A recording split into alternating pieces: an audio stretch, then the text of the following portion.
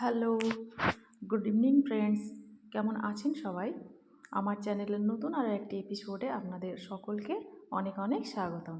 আজকে আমি বানাবো সুজির কালোজাম মিষ্টি। সুজির কালোজাম বানানোর জন্য নিয়ে নিয়েছি এখানে হাফ কাপ পরিমাণ সুজি, চিনি, গুঁড়ো দুধ আর ঘি আর হাফ কাপ তরল দুধ। এবার আমি গ্যাসের ওপর বসিয়ে দিয়েছি একটা কড়াই, দিয়ে গ্যাসটা অন করে নিলাম। তারপরে কড়াইয়ে দিয়ে দেবো 1 টেবিল চামচ পরিমাণ ঘি। তাতে সুজিটা ভালো করে ভেজে নেব, নেড়ে চেড়ে হালকা করে।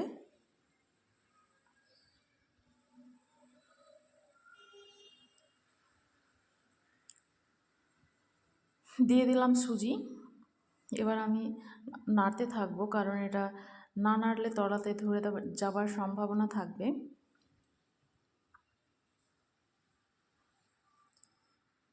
সুজিটা প্রায় ভাজা ভাজা হয়ে এসেছে, খুব সুন্দর একটা গন্ধ বেরিয়েছে। এবার আমি সুজিটা নামিয়ে নেব। তারপরে কড়াইটা আবারও গ্যাসে বসিয়ে দিয়ে কড়াইয়ে দিয়ে দিলাম হাফ কাপ তরল দুধ, সমপরিমাণ জল। এর মধ্যে দিয়ে দেব 1 টেবিল চামচ পরিমাণ ঘি আর পরিমাণ মতো চিনি, দিয়ে গ্যাস অফ রেখেই একটুখানি নেড়ে নেব।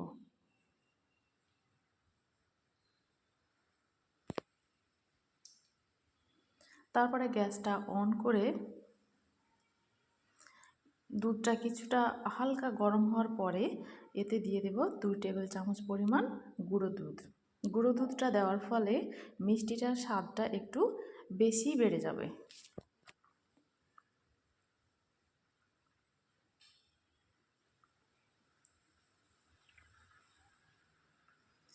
দুধটা ফুটে উঠলে ওর মধ্যে আমি দিয়ে দেব সুজি।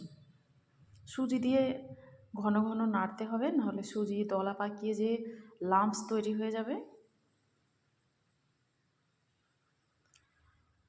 দুধের মধ্যে সুজিটা ঢেলে দিলাম। এবার আমি ঘন ঘন নেড়ে একটা খুব সুন্দর ডো তৈরি করে নেব। সুজিটা প্রায় ঘন হয়ে এসেছে।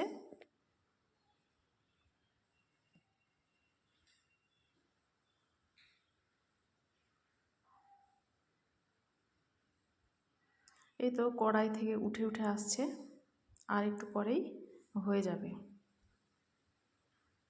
এইবার আমি সুজিটাকে নামিয়ে নেব। দিয়ে দেব অন্য একটা হাঁড়িতে কিছুটা পরিমাণ জল, তাতে দিয়ে দেব চিনি এবং 2টো ফাটানো এলাচ, দিয়ে একটা মিষ্টির শিরা তৈরি করে নেব।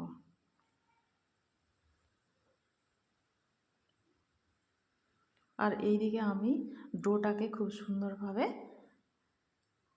মেখে নেব। ডোয়ের মধ্যে দিয়ে দিলাম আরও 2 টেবিল চামচ পরিমাণ গুঁড়ো দুধ।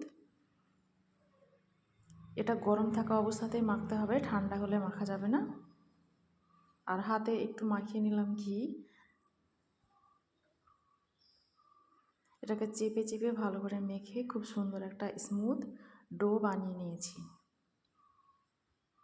এবার এখান থেকে আমি মিষ্টিগুলো নিজের ইচ্ছে মতো সাইজ দিয়ে তৈরি করে নেব। এখানে শিরাটাও ফুটে গেছে।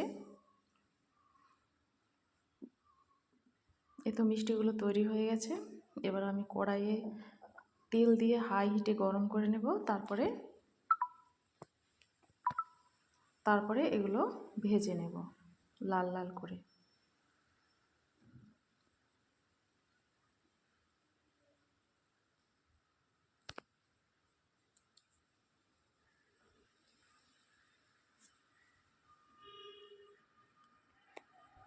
এই তো মিষ্টিগুলো আমি দিয়ে দিচ্ছি একটা একটা করে। এটা যদি ননস্টিকের কড়াইয়ে ভাজা যেত তাহলে খুব ভালো হতো।